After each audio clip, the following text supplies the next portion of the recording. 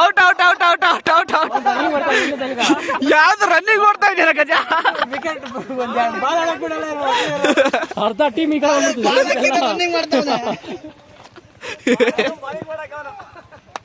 Bowling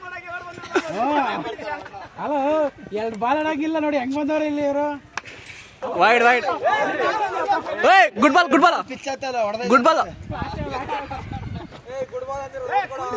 ಇಲ್ಲ ಇಲ್ಲ ಹಾಕ ಇವ್ ನೋಡಿ ಬೌಲಿಂಗ್ ಹಾಕ್ಬೇಕನ್ಬಿಟ್ಟು ನನ್ನ ಮಗನ ಎಲ್ಲಿ ಬಂದ ನೋಡಿ ಇವನು ಓಡ್ಬೋದ ಬಾಲ್ ಮಾಡಕ್ಕೆ.